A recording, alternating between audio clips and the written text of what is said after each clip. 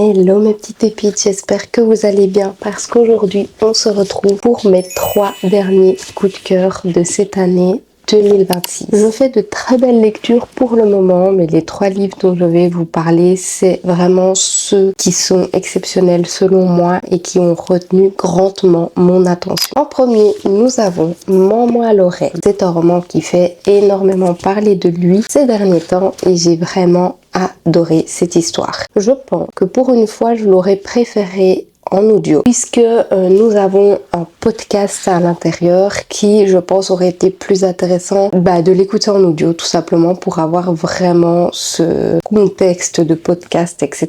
Mais ce fut une très belle lecture et une très belle découverte. Ici on suit Lucy qui est allée s'installer à Los Angeles suite à un drame qui s'est passé quelques années auparavant. Elle retourne dans sa ville natale parce que ça va bientôt être l'anniversaire de sa grand-mère. Elle a longuement hésité avant de retourner sur place puisque si elle s'est entre guillemets enfouie, c'est parce que elle a été retrouvée aux côtés de sa meilleure amie qui a été assassinée. Elle était recouverte du sang de sa meilleure amie et elle n'a plus aucun souvenir de ce qu'il s'est passé ce fameux soir. Tout le monde la pense coupable et donc elle avait décidé de fuir pour retrouver une nouvelle vie et un petit peu éviter tous les regards qu'il y avait sur elle dans sa petite ville. Sa grand-mère a manigancé un plan pour que Ben, un présentateur de podcast, lui parle et essaye de découvrir la vérité sur ce qu'il s'est réellement passé ce fameux soir. Elle va donc finalement accepter l'aide de Ben. Elle va être elle-même surprise de ce qui s'est passé ce fameux soir. J'ai adoré le concept parce que déjà on est sur une protagoniste qui est torturée à la base. Tout le long de l'histoire en fait on se demande clairement ce qui lui passe par la tête. On doute aussi en fait, on se dit en fait c'est peut-être elle qui l'a réellement tué, on n'en sait rien parce que jusqu'à la fin on se demande toujours si c'est elle qui l'a tué ou pas. Et donc du coup ça nous fait douter vraiment jusqu'au dernier moment parce que la protagoniste a ce raisonnement et cette manière de penser qui est très particulière et finalement qui nous fait dire mais elle serait capable de le faire. Donc qu'est-ce qui s'est réellement passé? On a envie de le savoir aussi. Donc déjà la protagoniste, chapeau parce que j'ai adoré son personnage, j'ai adoré sa manière de réfléchir, j'ai adoré sa personnalité qui est très froide et en même temps très sensible, donc c'était trop chouette et j'avais vraiment l'impression d'être dans sa tête et de devenir folle comme elle en fait parce que elle se souvient plus du tout de ce qui s'est passé et donc clairement elle en devient dingue, donc c'était trop bien. J'ai adoré la grand-mère de Lucy qui est un personnage très rayonnant qui apporte beaucoup de légèreté à l'histoire, on sent qu'elle est importante pour Lucy et donc c'était très chouette d'avoir ce personnage là en second plan parce que ça ramène vraiment beaucoup de légèreté à cette histoire qui est quand même très sombre et qui peut paraître un petit peu pesante à certains moments. Ce qui était super intéressant, c'est forcément le podcast puisqu'on a à chaque fois l'évolution de l'enquête via le podcast de Ben et donc j'ai trouvé ça très chouette parce qu'on a les interviews qu'il fait sur chaque personne qui ont connu Lucy et Savannah, donc la meilleure amie de Lucy. Et c'est très intéressant en fait de voir le cheminement de pensée de chacun. Avec ce podcast, on se dit finalement tout le monde peut être coupable en fait. Et c'est ça qui est super intéressant, c'est qu'on mène l'enquête en même temps qu'eux et que jusqu'à la fin, on essaye de découvrir qui a réellement assassiné Savannah. Et donc sincèrement, c'est hyper intéressant parce que chaque personnage a un rôle à jouer dans l'histoire et il n'y en a aucun qui est mis de côté finalement. Donc c'est hyper intéressant parce que même des personnages qu'on ne voit pas beaucoup sont suspects en fait et donc c'était vraiment très chouette. Le podcast est très bien construit. Maintenant comme je vous le disais, je pense que si je l'avais écouté en audio, je serais encore plus rentrée dans l'histoire parce que ce fait de livres audio, de podcast et tout, forcément ça aurait hyper bien matché. Donc voilà.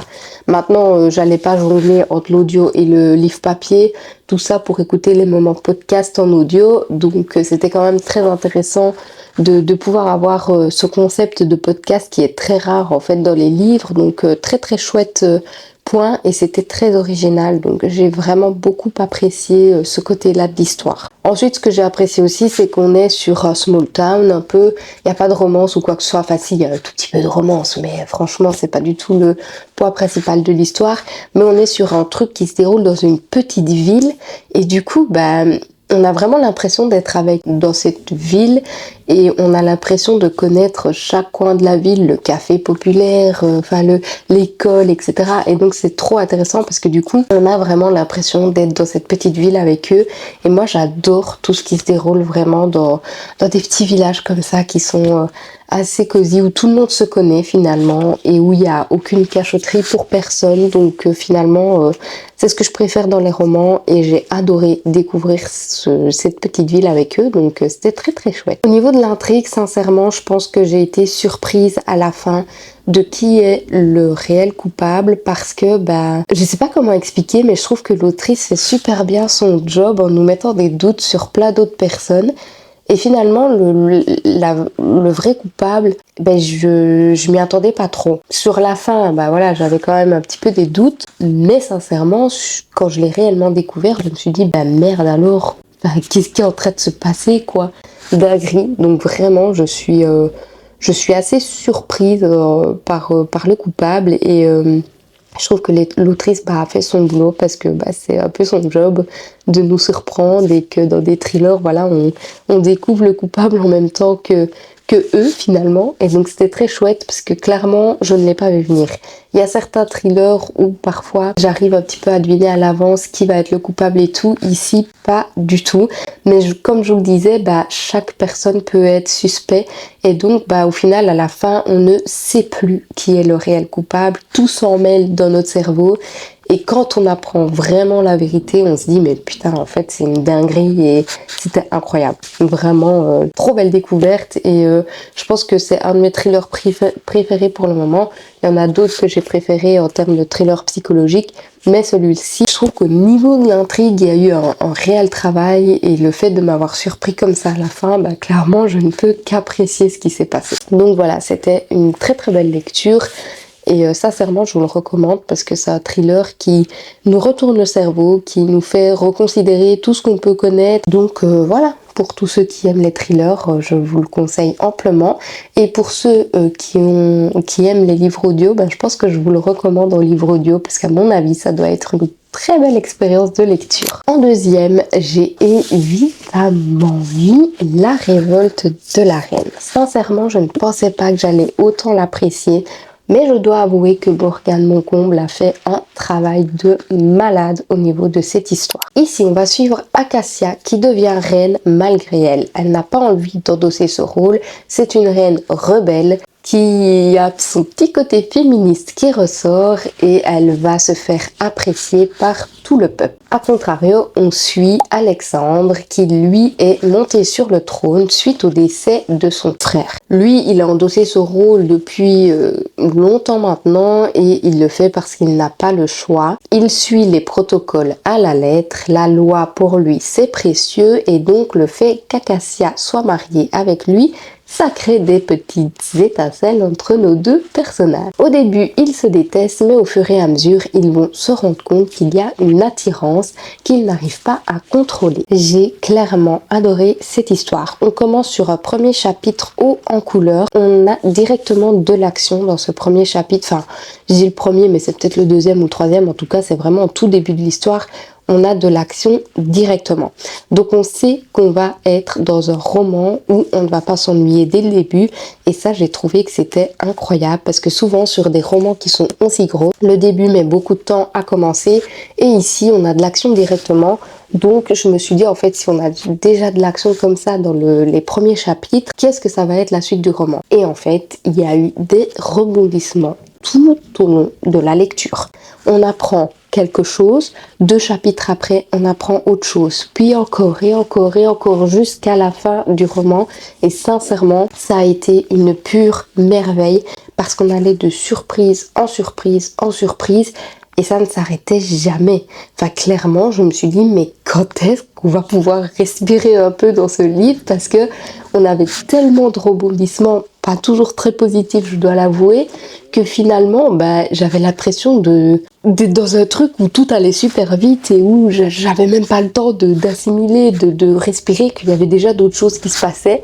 Donc chapeau à Morgane Moncombe parce que je pense que c'est mon livre préféré de cette autrice pour le moment. Les autres romans que j'ai lus d'elle ne m'ont pas plu à ce point-là. Et ici, on est vraiment sur un réel travail au niveau de l'intrigue et du rythme de l'histoire qui est hyper prenant, quoi. Donc par rapport à ça, je n'ai rien à dire. Et même si le livre fait presque 800 pages, je ne les ai pas vus passer. Clairement, j'avais pas l'impression de lire un énorme bouquin tellement j'adorais ce que je lisais. Ensuite, au niveau des personnages, j'ai adoré forcément Acacia, qui est une femme forte, une femme courageuse, qui brise les codes en fait et qui a envie de montrer que en fait, depuis des années, le rôle de la femme, il est vu comme ça. Et non, en fait, moi, je me rebelle. Je suis libre de faire ce que je veux et donc je le fais. Du coup, c'est super intéressant. Ce qui est très chouette, c'est son évolution parce qu'au début, elle est quand même un petit peu immature, même si elle est rebelle et qu'elle a envie de montrer que la femme, ce n'est pas qu'un objet qui s'assoit sur un trône et qui ne fait rien. Il y a certaines de ses décisions qui sont un petit peu immatures et en fait au fil de l'histoire on voit qu'elle grandit, qu'elle apprend, qu'elle a envie de faire mieux et que malgré son caractère qui est très impulsif, elle réfléchit et elle essaye de s'améliorer pour que tout se passe au mieux. Et donc je trouvais ça très intéressant aussi de voir son évolution parce que malgré tout, malgré son caractère hyper impulsif, elle grandit et elle apprend et franchement c'est génial. Au niveau d'Alexandre, il a un passé assez douloureux, si on peut dire ça comme ça, donc il est très attachant. J'ai oublié de dire dans le résumé qu'Alexandre est atteint d'une maladie et que en fait le peuple attend qu'une chose, c'est qu'il décède parce que personne n'aime Alexandre. Et donc au fur et à mesure du temps, on va découvrir un roi qui fait ce qu'on lui dit parce que il n'a pas le choix. Et en fait, on découvre que son rôle de roi, c'est pas forcément ce qui lui plaît. Et donc, on a beaucoup d'empathie pour lui. Enfin, en tout cas, moi, c'est ce que j'ai ressenti. Je dois dire qu'entre les deux personnages, j'ai préféré Acacia forcément. Mais Alexandre est aussi très intéressant. Les personnages que j'ai aussi beaucoup appréciés, c'est tous les personnages secondaires qui gravitent autour d'Alexandre et Acacia. J'ai adoré les femmes de chambre d'Acacia qui sont géniales. Acacia, elle crée un club avec toutes ces femmes pour parler de ces choses qu'on leur interdit de parler. C'était incroyable. Franchement, c'était génial. Elle crée des relations de fou. Enfin, franchement, c'était trop chouette. Et alors, Alexandre, on voit qu'il a des proches qui le soutiennent, qui sont là depuis toujours pour lui et qui le connaissent par cœur finalement. Donc, vraiment très très chouette. Alors, on a quelques petits personnages qu'on déteste, mais c'est le but aussi puisque on est sur une intrigue quand même politique qui est très très très avancée. Enfin, franchement, au niveau des personnages, il y a un vrai boulot. Donc trop bien parce qu'on s'attache à chacun des personnages, même les personnages secondaires on s'y attache. Par contre je me demande quand même sur quoi va consister le tome 2. Je me demande si ça va pas être sur un autre couple de l'histoire. Enfin franchement j'en ai aucune idée, mais quand je vois la fin du tome 1, clairement je me demande vers où on va aller pour la suite. Pour moi, ce tome 1 se suffit à lui-même, donc j'ai vraiment hâte de voir ce qu'elle va faire. Est-ce qu'elle va prendre un autre couple de l'histoire, un autre point de vue de l'histoire, enfin je ne sais pas. Ce que j'ai apprécié en parlant de point de vue, c'est qu'on a le point de vue d'Alexandre et d'Acacia. C'est hyper intéressant d'avoir le point de vue des deux parce que du coup on se met dans la peau de chacun et c'est très très chouette. Enfin, franchement très belle découverte, j'ai adoré toute l'histoire, tout était génial, la plume, les personnages, le rythme de lecture, ça vraiment je mets vraiment un poids d'honneur sur ce point-là parce que c'était incroyable. Le dernier roman dont je vais vous parler, c'est Nous qui avons connu Solange et celui-là je pense que ce sera un de mes top de l'année 2026 et qu'il rentrera peut-être dans le top 3 de cette année. On verra ce que je lirai au cours de l'année 2026. Mais franchement, quelle claque. Une claque, mais waouh. Et en fait, je me rends compte que tous les livres de Marie Vareille que je lis, c'est une pure claque à chaque fois. Celui-ci, c'est le summum du summum. Je ne sais pas pourquoi j'ai autant apprécié cette histoire, mais j'ai trouvé que tout était génial. Ici, on va suivre Célestine qui grandit dans une ferme et qui a un seul rêve, c'est de pouvoir aller étudier et travailler par elle-même par la suite. Malheureusement, il y a certains drames qui vont se produire dans sa famille, notamment la mort de sa mère, et elle va donc se retrouver coincée chez elle sans pouvoir poursuivre ses études. Elle va élever la dernière fille de sa mère qui a causé sa perte. Et cette dernière enfant s'appelle Solange. Solange, dès le début, on la suit alors qu'elle est internée dans une école de redressement. Un secret lie Célestine et Solange, mais lequel on le découvrira au fur et à mesure de notre lecture. Comme vous le voyez, le résumé, c'est pas un résumé qui casse 3 pattes à un canard. Mais en fait, ce qui est super intéressant dans cette histoire, c'est qu'on suit 4 générations de femmes. Donc ici, c'est Célestine qui nous raconte l'histoire de cette fameuse 4 générations. Célestine, elle décide de nous raconter son histoire parce que Solange est décédée. Le décès de Solange a été quelque chose de brutal pour elle et de très difficile à surmonter. Et donc, elle décide de raconter Donc Célestine, c'est la sœur de Solange. Solange a une fille et la fille de Solange a une fille. Vous comprenez ce que je veux dire. Et donc, Célestine décide de raconter l'histoire à la fille de Solange. C'est un petit peu compliqué dit comme ça, mais elle décide de raconter cette histoire parce qu'elle sent qu'elle va bientôt mourir. Et elle ne veut pas mourir sans que ce secret soit révélé. Donc, elle décide d'écrire plusieurs cahiers en racontant tout ce qui s'est passé depuis qu'elle est toute petite. Donc au début de l'histoire, on suit Marguerite qui est la mère de Célestine, mais on le suit du point de vue de Célestine et donc elle nous raconte un petit peu la vie de sa mère, etc. On est sur une histoire qui se déroule un petit peu avant la Première Guerre mondiale au début et donc la condition de la femme à ce moment-là, c'est voilà, tu fais le ménage, tu restes à la maison et c'est l'homme qui rapporte l'argent, etc.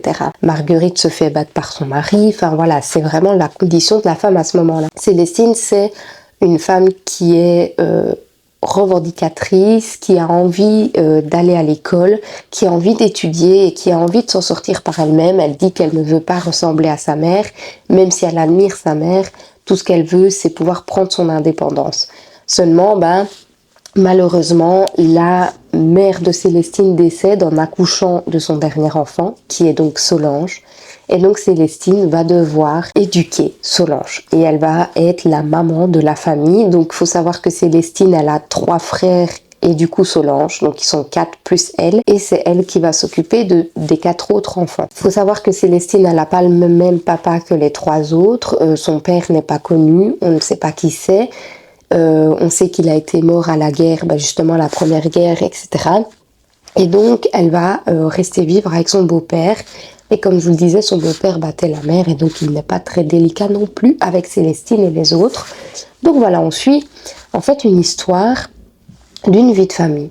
Tranquillou pépère, à la campagne, à la ferme. Mais ce qui est super intéressant, c'est qu'on traverse les conditions de la femme au cours des années parce que au final, la dernière génération de ce roman, c'est la nôtre, c'est les conditions actuelles de la femme. Et donc, on suit en fait au fur et à mesure tout ce qui a évolué au niveau des droits de la femme, au niveau des conditions, etc.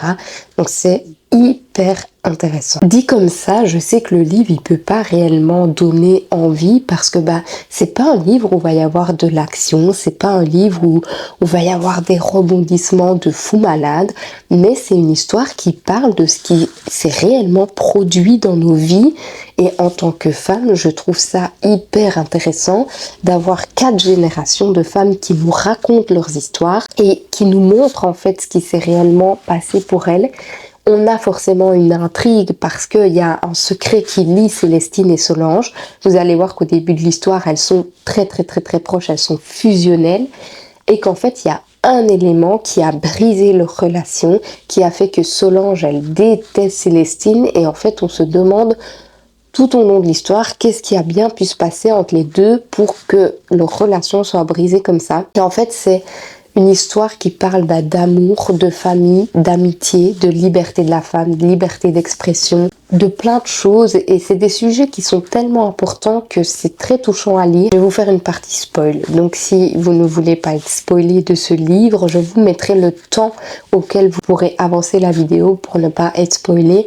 Mais c'est très difficile pour moi de parler de ce livre sans vous le spoiler parce qu'en fait c'était incroyable. Donc pour ceux qui l'ont lu, je vais spoiler. Pour ceux qui n'ont pas lu, je vous conseille de passer et d'aller à la fin de la vidéo. Donc en fait, ce qui est génial, c'est que donc Solange, elle est dans un camp de redressement. Et au début, on pense que c'est à cause de Célestine qu'elle est dans ce camp de redressement. Donc moi, je me disais, logique qu'elle la déteste, elle a été envoyée en camp de redressement, etc.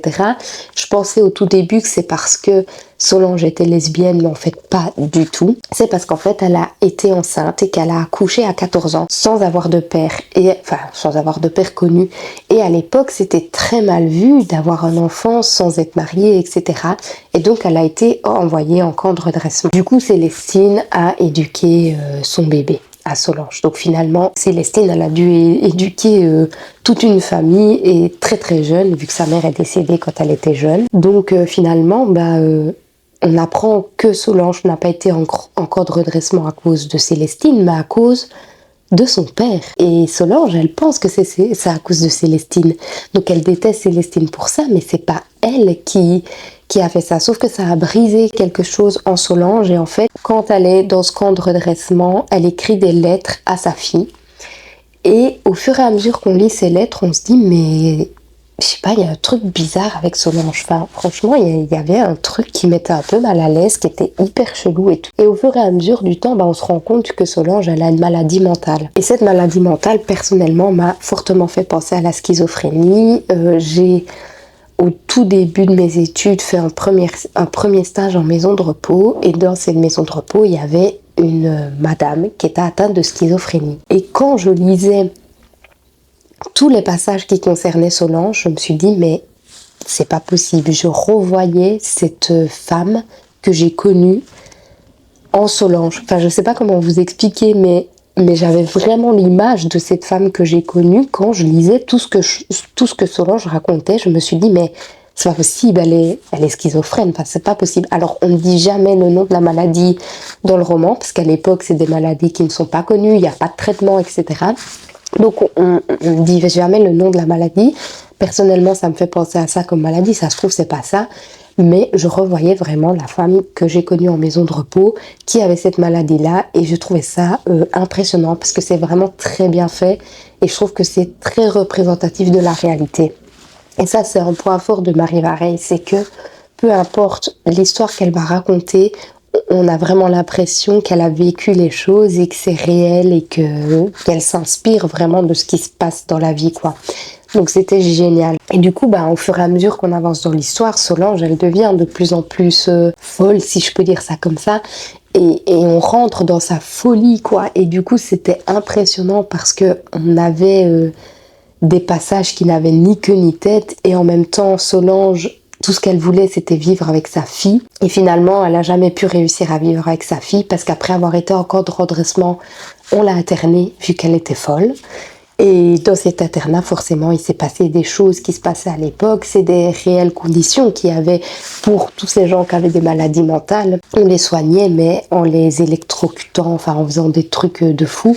Et c'est ce qu'on nous raconte dans l'histoire aussi. On nous raconte l'évolution de tout ça aussi. Et donc, je trouvais que c'était super intéressant. Et alors, Célestine, au début du roman, elle nous dit qu'elle a arrêté d'aimer les Mirabel quand elle est devenue une tueuse. Et donc, depuis le début, je me disais, mais en fait, c'est certainement elle qui a tué Solange, vu que, au final, il y a quand même une relation particulière entre les deux. On découvre que Célestine, c'est pas du tout Solange qu'elle a tuée, parce que Solange, elle s'est tuée elle-même. Et en fait, tout était incroyable. Enfin, je sais pas comment vous parler de ce roman autrement que ça, mais tout était dingue. Je l'ai lu j'ai lu les 100 premières pages. Les 300 dernières, je les ai lues d'une traite, le même jour. Tellement c'était dingue ce qui se passait. Et en fait, on a appris l'élément déclencheur qui a fait que Solange a commencé à avoir ses phases de paranoïa, etc.